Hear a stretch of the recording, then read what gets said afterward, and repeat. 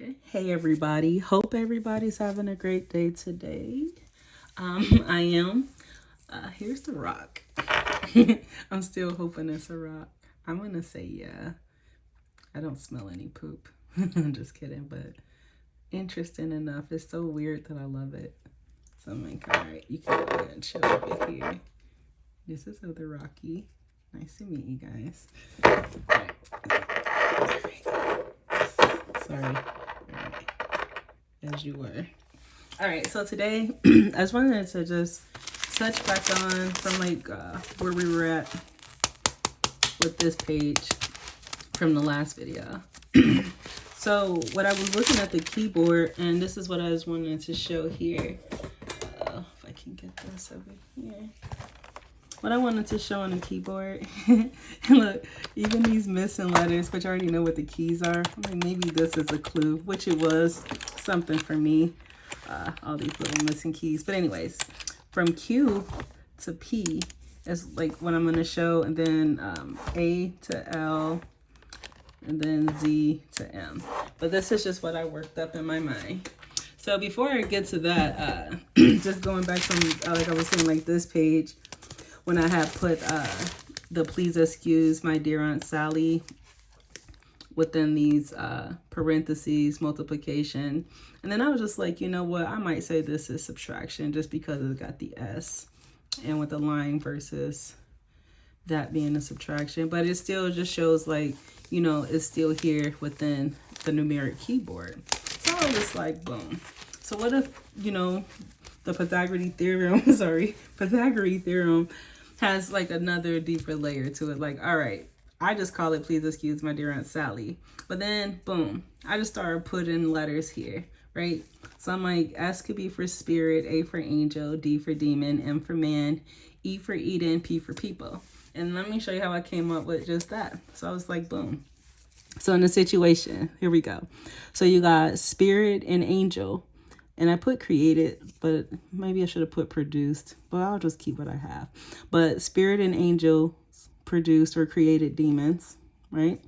And then a spirit, angel, and a demon mixed together created man or giant, whatever form of man you want to think of. But those were the elements that created man, right? And then you got spirit, angel, demon, man. Still going from here, boom. So the spirit, angel, demon, man created Eden. And as I explained before, Eden is just a need.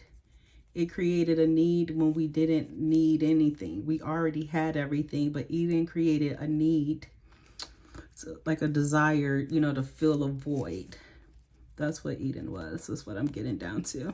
And then, okay, so after you got Eden, boom. So spirit, angel, demon, man, Eden created people. What kind of people? That's the the $1 million question. But then spirit, angel, demon, man, Eden, people created chaos. And that's what I was getting at here. So then that's why I was showing like with the letters on the keyboard. So I just brought down the first 3 letters or the alphas, whatever you want to call them, right? So I did K with chaos just because I found this equation online. Where did it go? Oh, this one. So I found this equation online like after the fact, but that's when like that just kind of backs up where I was going with. So it just like further just let me know, like, just trust yourself, Jackie. Just trust the process, even if you're still learning while you're going through it. So boom, I have found this equation showing that K plus K equals X, and then X plus X equals K. So then you put in your variables.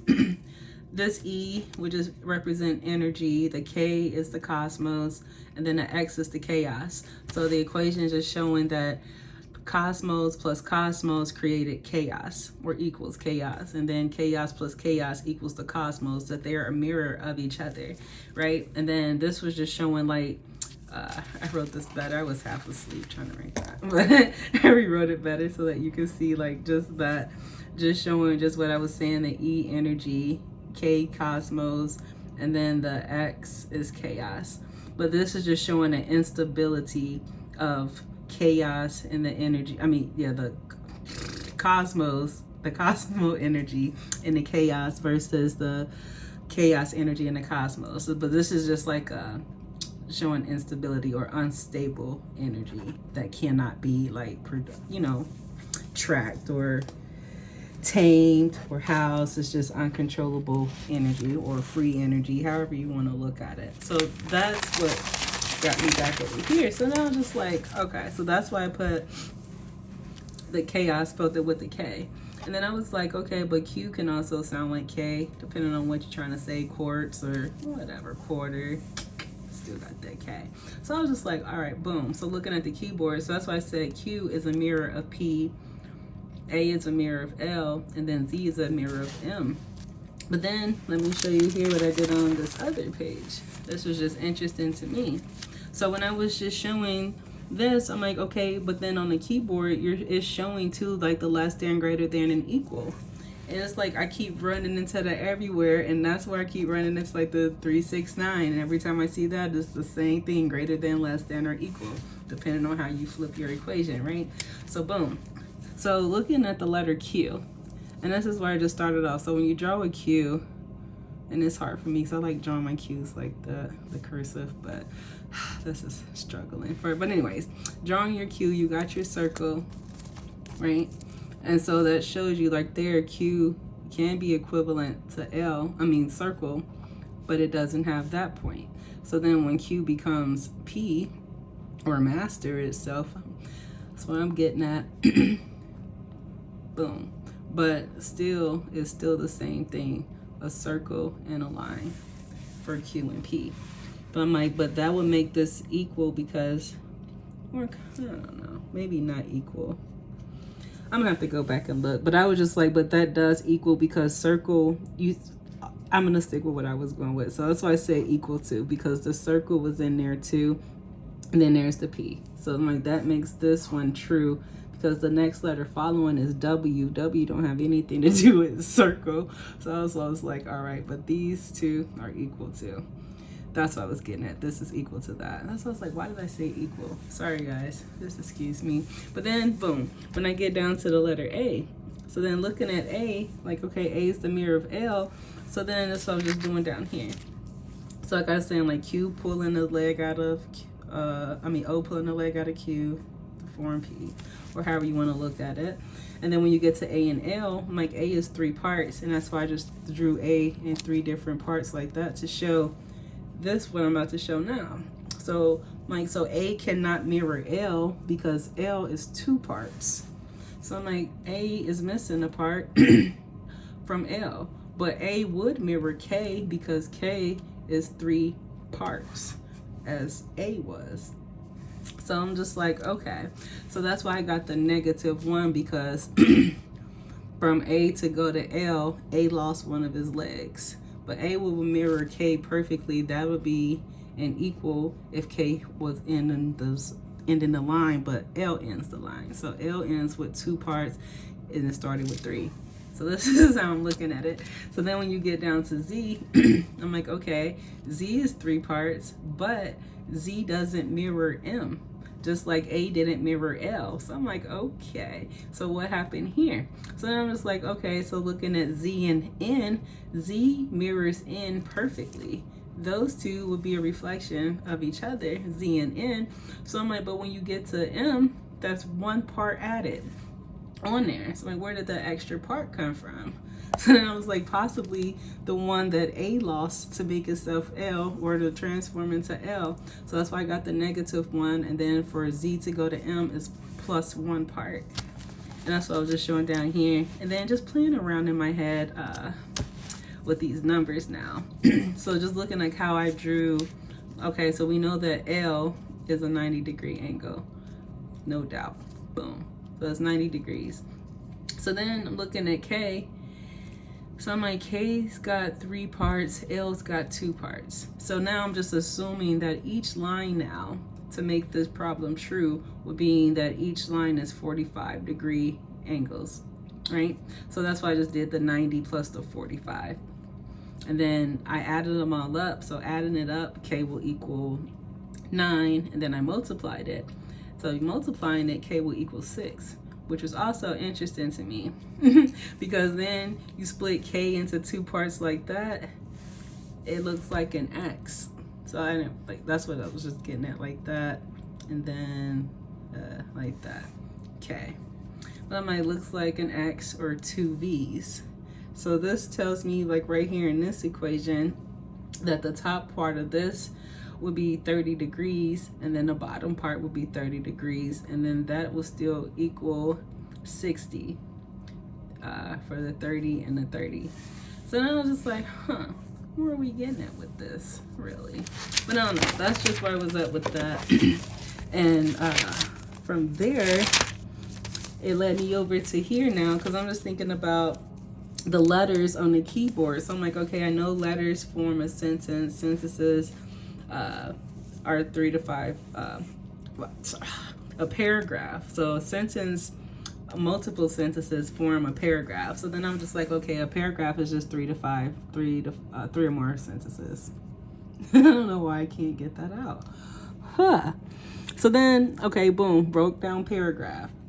Para, you know, by itself just means beside or beyond. In a graph, I'm just thinking about, like, you know, algebra now with your X and Y coordinates. So I'm like, a graph is just a set of ordered pairs. So then from here, looking at the X and the Y, and then thinking about the sentences, so I'm like, what all makes up a sentence? So just for a simple sentence, all you need is just a subject and a verb.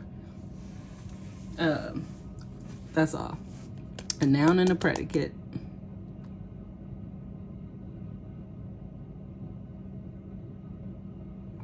Where am I getting at? Okay, so I was just looking what I wrote here. It's like, wait, okay.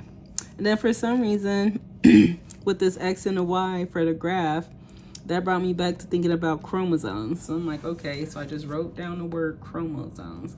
So chrome just means color. I just wrote O down. That's neutral in a sentence.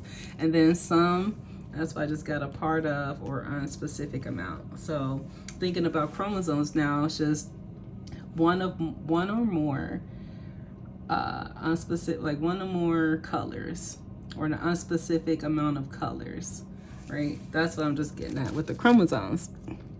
And then a part of, I don't know what that, oh yeah, okay, a part of, just thinking about some, got me thinking about Shakespeare now, to be or not to be.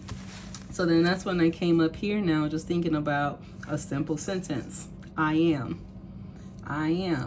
So I'm like, okay, so after your sentence, that's where you get the object or a complement, something to complement either the verb or complement the noun. But I'm like, I am is a sentence or a statement in itself, because there's your noun present and then there's your verb present. So I'm like, okay, so this telling me now that am, just like I was saying, like who, what, when, where, and how, like our ancestors, like represents our ancestors, and then also represents like a tense or time tense. So I'm like, what if am is a tense as well?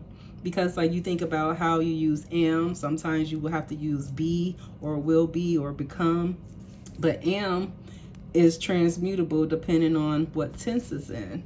So I was just like, so I am kept saying I am in the Bible. So I'm like, I am, where are you? So then that's why I just started breaking it down like the tenses. So I have am is like first person. So am is the present tense.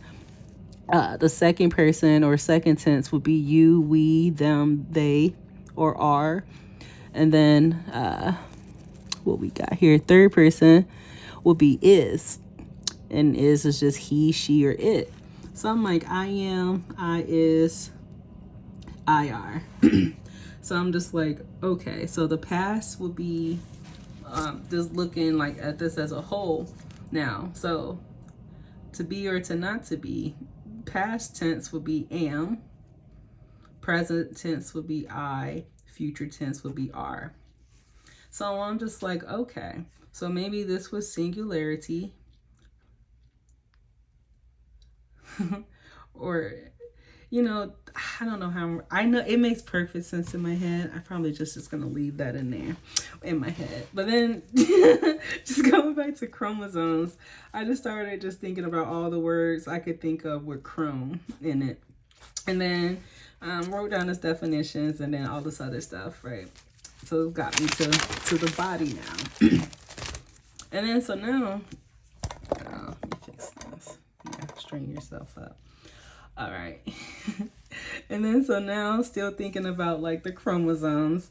And then this right here got my attention. So this is just showing, what is this called? A polypeptide. Okay, yeah, a polypeptide chain. Okay, so this is just showing the chromes, the light the light chains in the chromosome. So this is like, and it's showing like it's an antibody shape, and then the antibody, it's an antibody that's a Y shape. Sorry. And that's what got my attention again with the Y. And then, okay, so I'm just looking at the antibody. So this is just showing what an antibody and the parts of it. And then I was explaining before that they're produced by the B cells. So then, you have antibodies in your body that fights off viruses, infections, and all that other good stuff. Then you have your antigens in the body. So then the antigens is where the antibodies are stored, the A and the B antibodies. So then I was just getting over at that and just thinking about the chains. So I'm like, what if these are the chains within our chromosomes? When it says like we have to break every chain or break the chains that's bounding us to this world or bounding us within our body. Like, what if these are these chains? Because as I was looking like through all this other stuff, and this is where I said like the Q answered my question. This is what led me over here, like all those times while I was drawing this. Because look at this symbol, and then look at what I drew. If I can find it. Where are you? It's like a big map looking thing here.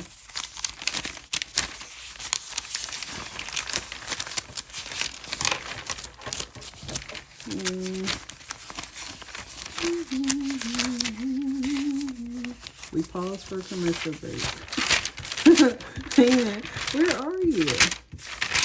Okay, I'm like, how far? Where am I? So this symbol that I drew the other day, this is what reminded me of, where we just of this. So I'm like, maybe I know stuff without knowing what I know. This is what be blowing my mind. And it's like, and that's why I just went online where I downloaded the little app that teaches you like other languages and stuff, a little Duo app. So I just went and got the Egyptian because I'm like, I'm noticing that some of these symbols that I'm drawing and like my little drawings when I just be sketching, they're all Egyptian symbols. And I never once studied Egyptian before. So I'm like, how am I able to or remember or know this stuff that I never studied? So that's why you guys are coming along this journey with me. So, okay. What are we talking about here? Okay, so this is just showing a covalent bond and how they attach. And it's just showing like how they attach between two sulfur atoms. Oh, man. So that's what that shows, which was interesting to me. And then it's got me thinking about, again, science stuff. I won't go into that one just yet. I mean, I will explain this, just not yet. I'm still working on that. What we got? This caught my attention, this theorem, because when I was reading the sealed portions, they didn't spell it exactly the same, but it was still pretty much just similar. So I'm pretty sure it's the same thing, to where like, who was it that wrote the book? He was saying that one of the angels or God, someone led him to like a cave or somewhere until he found these plates or these tablets, and he had to unseal them with Thurum and all this other good stuff. So I was just like, whew, which I know like the stories of like the Bible and everything else is just pretty much showing us how our inner body works. And that's just what I was just getting at here. So I'm gonna, what we got? Disulfides. Okay, so this is just for me, my little back research. Okay, and then this is what got my attention now as well. these guys. So these are intramolecular rearrangements of proteins for the S2 bonds. And so the S is just sulfur, right? So 2 sulfur bonds, just kind of what I was explaining on the other page. So these are the sulfurs and then where they bond at. So this is a non-native disulfide bond, and this is a native bond. So foreign and unforeign, right? So this process is taking the oxidization out of the proteins. So that's why it's non. And then, so this is just showing the process too, which really blew my mind, especially with the letters. So I'm like, all of this spells stuff to me. And I got some good stuff. What we got. Okay, the tertiaries. Okay, so this caught my attention too, because I'm like, I've been drawing this structure and not knowing that what I've been drawing, and it all leads me back to science.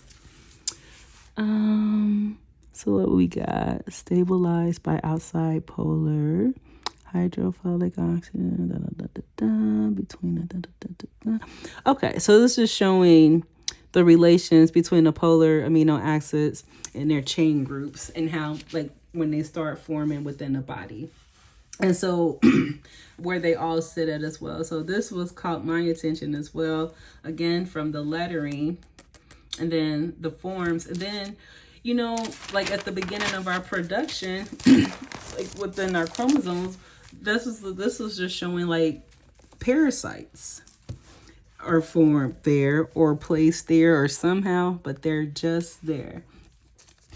And so it just got me thinking about, that's why I was just going into the B cells now with the antibodies.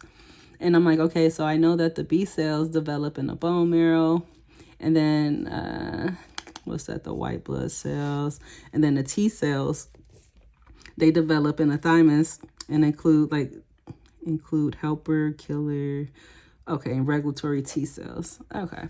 And then never heard of this one before. Didn't know about this existed. I knew about A, B, and K. And I knew about the T cells, but the NK is what got my attention. So these are the natural killer cells in the body. Okay, they just killed like all the cancerous cells. But I'm like, I thought that the T cells did that, but I didn't know about the NK. So, okay, let's just get out with that. I think that's just pretty much for this video. This is what I'm working on now, because the pineal gland, for some reason, popped back in my head. So I'm like, okay, thinking about the pineal, probably still talking about the thalamus somewhere. But I was like, okay, boom, but that popped back in my head. So I'm like, okay. So I know the pineal gland is like, it acts as the, you know, the big eye, but it also have antennas. And I'm like, okay, our other antennas that connect to this eye is our ears. That's why we have the ringing in our ears when our pineal is either activated. And then still thinking about the pineal gland and how the oil goes down. And if you think about the story again about Jesus and him, you know, dying at 33, and if you think about it this way, that was the oil going down from his pineal gland down to 33 vertebrae and then raising back up. It's something our body does naturally, right? And that's all that was showing. So when the death was, it was just an ego death, killing off the masculine. And that's what was getting me to even thinking about, like, what if the feminine energy is really the house, the store point for both energies. And like, cause like, look at our hands. Mine's is probably like a little whatever. I've been outside, but just look at our hands and like how it's cupped. And then like, you know, it's saying like, cup your hand like that. That's the size of your stomach, your serving size, your eating size. And then you put your hands together like that. That's your heart. And then I'm just really thinking like, that's one song, like, he's got the whole world in his hands. He's got the whole, like, what if that's really everything? 2 cups.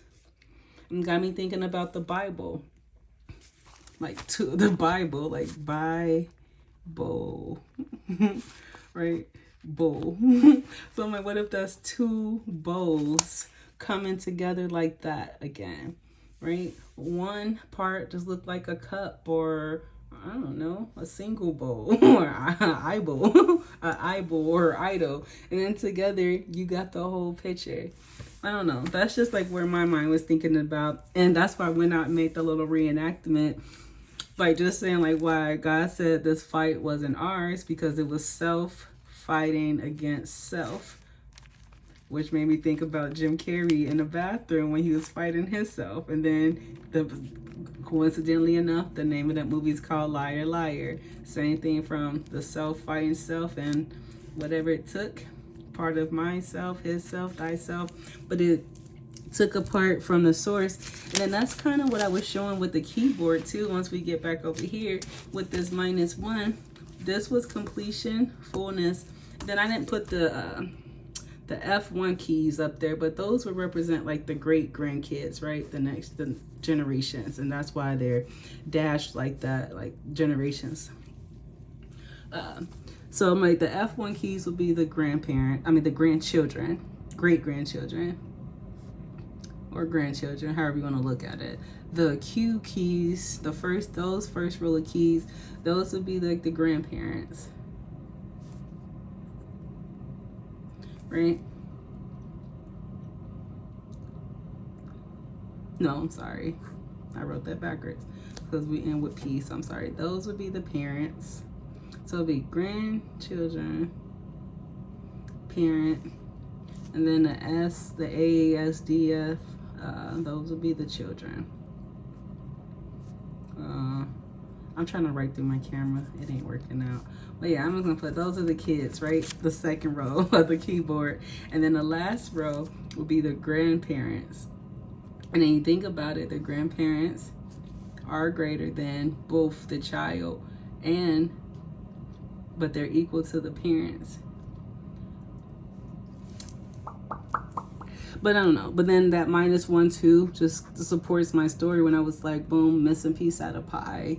And if these are the kids, meaning -1, somebody took a child or took something from this row or from the source energy and, tried to reproduce it within itself.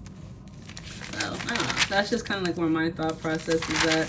And I'm not sure why, Thoth popped in my head as well. And that's what I was saying, like, boom. So I started looking at, like, the planets now. Like, what if I look at them, all the planets, as if they were gods? And then I'm going back to don't put no other god before me. Boom. And then, like, what if every day as well, the week is a god? And then to stop looking at stars as so much like celestial bodies, or you can start looking at them like gates. So I'm like, the gates around these gods, or a gate around a god, would be like the stars around the planet. So that's just what I'm getting at. And then like I was just playing around with the, because Saturn, there's like where, discipline, time comes from. Venus is like beauty. Mercury, intellectual. The sun is action. The moon's for emotion. Mars, I call that the planet of war. For God of War game, that's one of my favorite games to play. But God of War, planet of war or protection. And then Jupiter is like your deep inner being, like when you want to get closer to yourself or just process and just trying to find like the meanings of life, like your deep understanding. Jupiter. That's why it's a water planet and all that other good stuff. So then I was just trying to compare them to the days of the week. So this is where I messed up. So I started with Sunday. So I'm like, for sure, sun. All I gotta do is add a day, right? So I'm like, boom, Sunday, Monday, Tuesday, Wednesday, Thursday, Friday. So then I got back up to Saturn. And I'm like, well, wait, Saturn is literally Saturn day. So I'm like, how? Like, boom. So then that's why I went back now. So I'm like, okay. So anybody else that does like astrology, like maybe you can help me out, because this is where I'm stuck at. If Mercury is associated with either Wednesday or Thursday,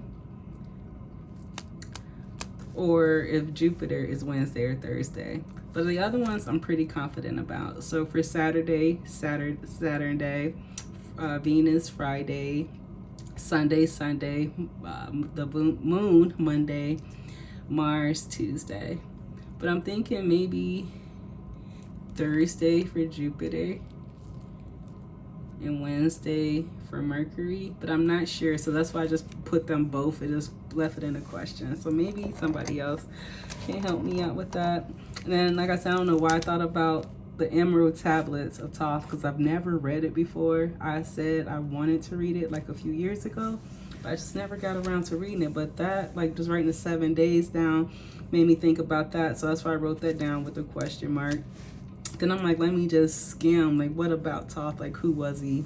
Da da da da da da da. Because, you know, they said, like, you know, it was Thoth and like 6 other or 7 other deities that came. And then that's where the Anunnaki story come into play, and they're the ones who said, let us create man in our own image.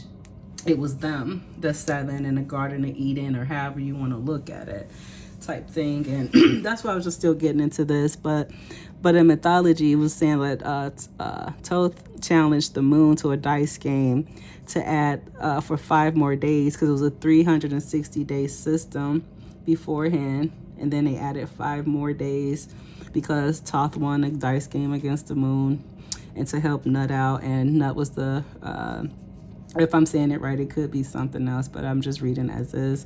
But she was the sky goddess that gave birth to 5 children: Osiris, Iris, Seth, Nephthys, if I'm saying that right, and Horus. And they were the 7 collective with Thoth that made up like what wisdom, that connected with Thoth's magic and wisdom.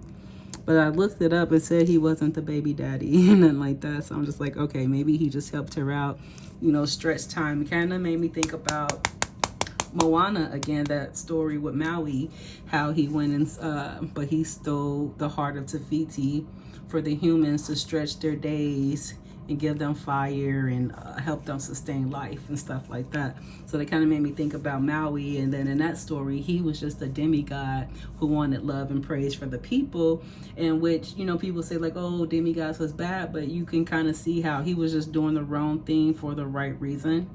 But he did the wrong thing for the right reason, thinking like the people would love him and they would honor him and like worship him. That's what he wanted, their praise. But they just started looking at like, okay, it's just a day. We're used to it now. So he kind of lost his power and like all that other good stuff. But I think that's all for this video. Thank you for watching.